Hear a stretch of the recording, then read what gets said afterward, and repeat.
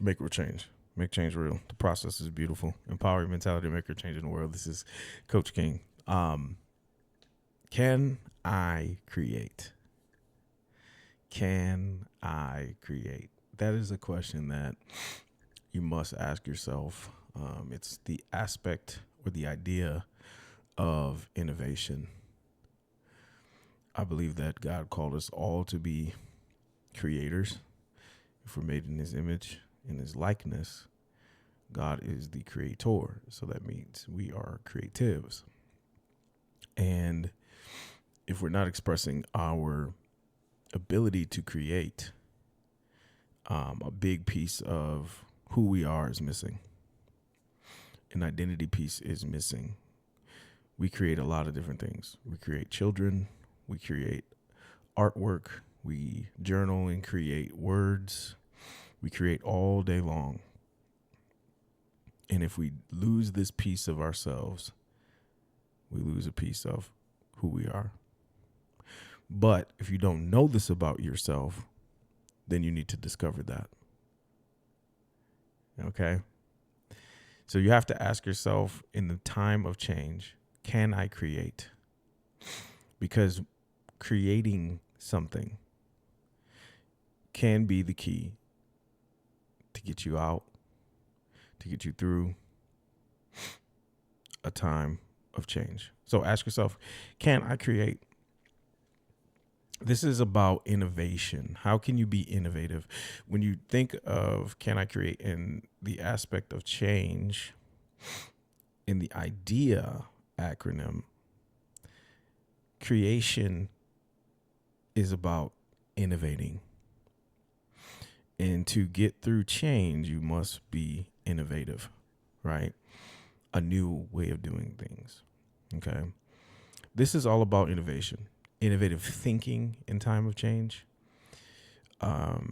Because change has a way of disrupting your creativity. If you allow change to stop you from creating, you will be tossed to and fro like the waves of the sea. So let's uncover this thing called innovation. Okay. I believe that we all have been created to grow by exploring our godliness on the earth. We have been called to become more than, greater than, and better than. It is our time of discovery and an undeniable opportunity to innovate. This element of innovation solves problems and serves as a byproduct of change. So change brings upon innovation. It squeezes us to a point to where we have to innovate our way through this thing. We have to find new pathways through change. We have to embark on this journey that is either imposed on us or we're making a conscious decision to do something. But it means that we need to be innovative. So innovation solves our problems. Okay. Innovation refers to creation, development, and implementation of new ideas, products, processes, and it brings about a significant amount of positive change or improvement. It involves transforming an existing idea, product, into something new or finding a way of solving a problem or meeting a need. Innovation involves taking risks, exploring uncharted territory, and it requires creativity, vision, and an entrepreneurial mindset. Successful innovation can result in increased efficiency, productivity, profitability, and competitiveness. And it can also lead to a social and environmental benefit. Innovation is essential for growth and progress. So ask yourself, can I create? In the time of change, you have to say yes if you're going to get through this thing. If you say no, then that means the change is being imposed on you. If you want to be the person to disrupt change, then you have to say yes. And innovate and navigate how you're going to manage, how are you going to create during this thing, because you have to stay creative. Um, I when change happens, for example, you are a business owner and you hire 20 people and 5 of them quit and 10 of them have tardiness issues, right? One of them is exceptional, right? And the others are just average. Okay. You get mediocre patient reviews, or not patient reviews, client reviews. What do you do? So you need to change something because something's not working. Okay. Something is not working in your business. Something is not working on the job. If you're a manager or leader, something's just not working for you guys. So what do? You get creative. You think of something new. Think of a new idea. How can we change something in order to make this thing that we're doing better? How can, as if you're owning this thing, how can I change something to make or create a new product or service? Or how can I change something in my organization to make this entire behavior better? How can I hire better staff? Can I innovate the questions in a way that weed certain characteristics out that I don't want? How can I develop myself and create in me something new that is discerning to weed out such people in an interview process that I can see those things? So you have to have this thing, okay? Just remember, successful innovation results in increased efficiency, productivity, profitability, and competitiveness. Okay? So you become more efficient when you are innovative. You become more productive when you're innovative. And your business becomes more profitable when you are innovative. And you can get into the market and you begin to become more competitive when you're innovative. Okay. There's also a social benefit. So, social benefits to being innovative, more people are attracted to you. The universe is attracted to you. That means you have this universal law of attraction that happens, right? Now, from a Bible standpoint, I believe it's in Deuteronomy. It says you were created to make wealth, essentially. I'm paraphrasing, okay? We all were created to make wealth. That means we have the ability to create our own financial or economic system that provides wealth for us. Now, a lot of us like to think that this wealth thing is just monetary, but it's not. You were created to create things that bring a wealth of knowledge to you. So you write books, you start a podcast, you do a independent study, you go back to school, you get the knowledge that you need, you get the degrees that you need. You use every single resource that is on this earth that God gave to us freely and abundantly to create. I love this time of year because it's a reminder of, with all of the New Year's resolutions, the goals that we set. As a coach, I naturally want to help people get there. That's just something I want to do. If you tell me a goal, don't tell me a goal, because I'm also a driver. So I will push you to your goals.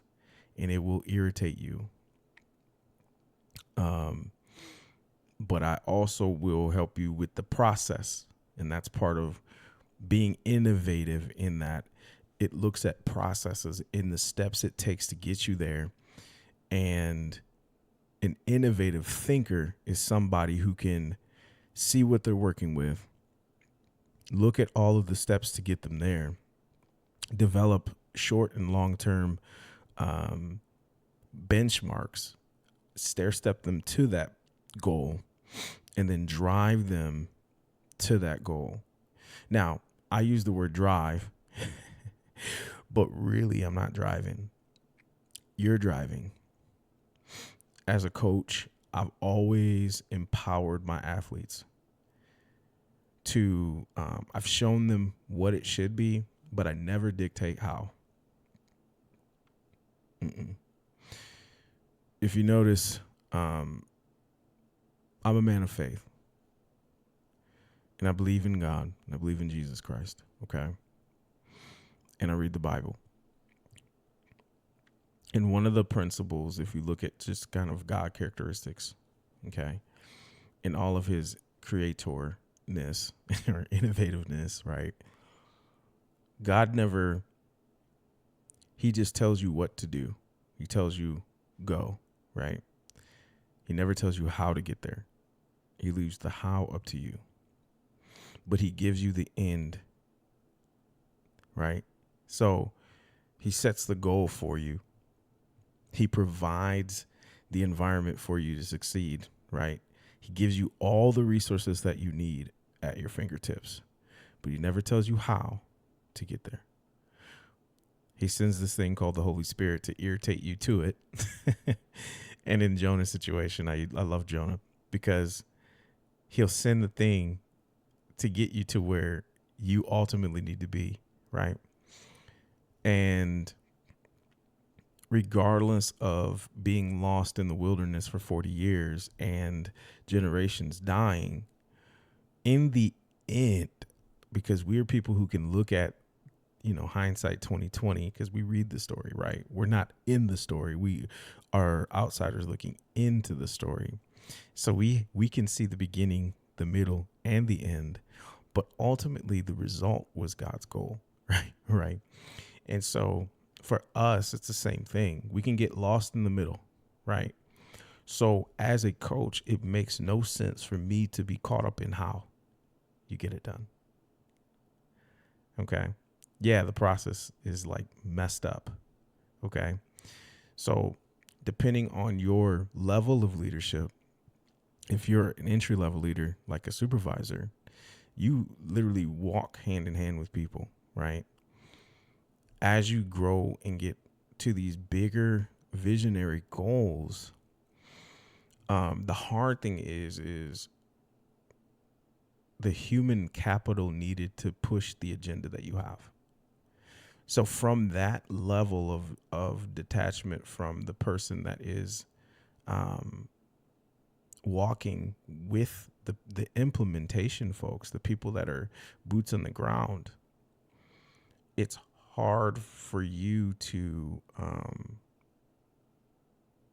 get too attached to those who are helping push your vision forward for what the organization or what you see as being the right direction to go. So, but if you get caught up in how, if you get caught up in the how it's done, it is a mess. It's weeds. I love that adage. We get caught up in the weeds. My father used to always tell me, he said, son, too deep in the forest to see the trees. And I never understood it until I started to really focus on this thing called leadership. When I really started to look into leadership, I really started to develop into this leader. And people tell you these things, people who are wiser than you, they have these analogies. And the one that got me was, you're too deep in the forest to see the trees.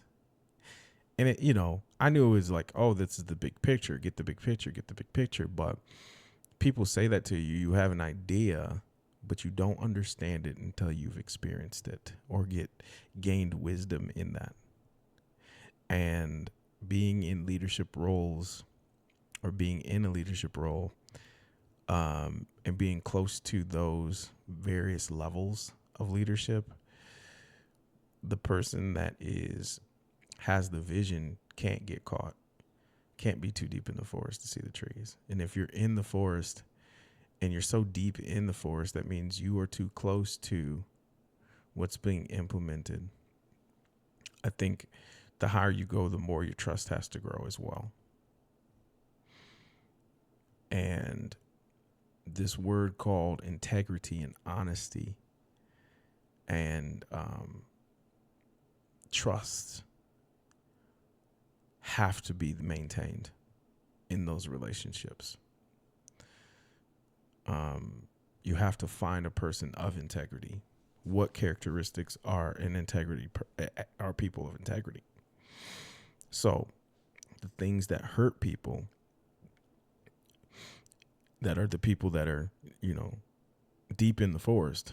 Not saying that I'm in there, but the problem with the forest is it has a way of weeding out those of integrity. A person of integrity doesn't get tossed to and fro. A person of integrity has purpose. A person of purpose is not afraid to challenge, but a person of purpose also knows when the direction works for them. So the beauty of all of it is it weeds itself out. So as a person that's detached or big picture visionary person, you can't get caught up in the how, because when you get caught up in the how, you get caught up in what's being weeded out. And it can seem like a tsunami, a snowstorm, a tornado hit. It can feel that way. But if you're caught up in the how and not in the why and the overall goal in picture, or the mission and the vision, right? Then you'll never ever, you will begin to be tossed to and fro by those who lack the integrity and honesty. They'll get under your skin. You'll find yourself on the doctor's table. You'll find yourself stressed out. You find yourself with anxiety. You find yourself with heart palpitations. You find yourself not sleeping at night. You find yourself laying in bed worried about what's going to happen.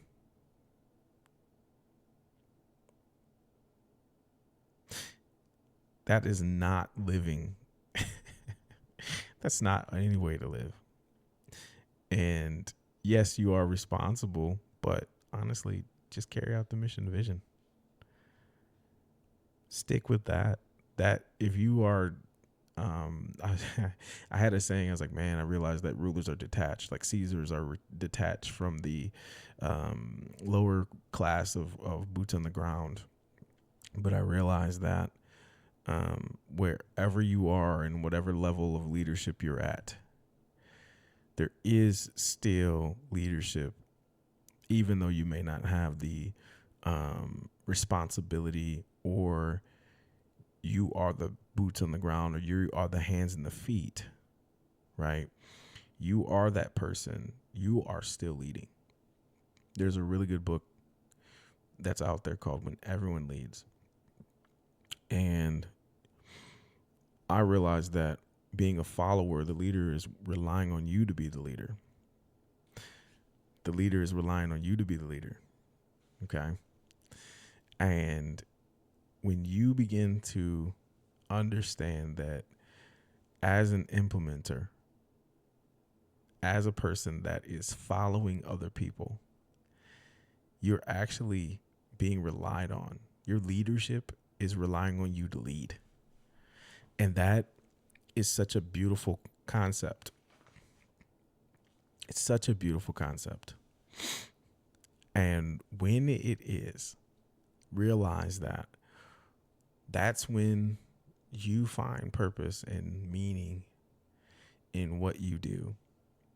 And you build this thing that's it's from a leader's dream is you build loyalties. Loyalties happen. And then as a leader, you begin to rely on these people. And when that happens, you begin to build the trust. And then you realize that you are actually upside down. You are the servant the higher you go. You are the most vested in this thing the higher you go. And so it's the servant leadership that begins to manifest itself in a way that whatever these people need, they have the most value or the most stake. Human capital is the most valuable thing in any organization. So the type of human capital or the type of people that you need. And I don't like the word human capital, to be honest. It just sounds like cattle being herded in pastures. Okay. We got to figure out a better way. So we'll just say our people, right? Our people just need to understand that we value them. And we have to find ways, innovative ways, to show them that we do. And it's simple. It's honoring their efforts, honoring and seeing them as people and seeing the work that they've done for you, because they feel like they're doing it for you, right? A trick, not a trick, but something I believe in is, I've had people say, well, I want to do this for you. And it's so interesting when you're a leader that you have to tell them, like, this isn't for me. It's for the mission and vision, right? We all have our role to play, but the overall mission and vision, that's what we do this for, right? So whenever I hear that, I have to point them back to the mission and vision. What is our mission and vision statement? And that's part of the entrepreneurial mind. Because an entrepreneurial mind, and we'll talk about this later because I'll get into characteristics on the next one. And we'll talk about what it means to be an innovator. So, I know I didn't say much, but I believe I said enough. I haven't abandoned God or the Bible, but I just wanted to take this time and talk about the acronym of the idea, innovation, development, and education and administration of change, and just kind of flow with this. I have notes. And I think that this year of the idea, this is the year of the idea. This is the year that we understand that change produces innovation. Okay. And you say yes to, can I create? That means you become the innovator that you ultimately need to be the driving mechanism of this change. It's Coach King change as architect, right?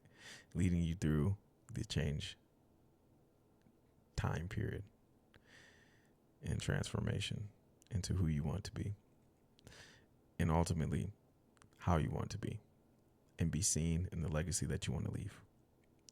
So again, Coach King, make real change, make change real. The process is beautiful. Empower your mentality, make real change in the world. This is your boy. Peace out.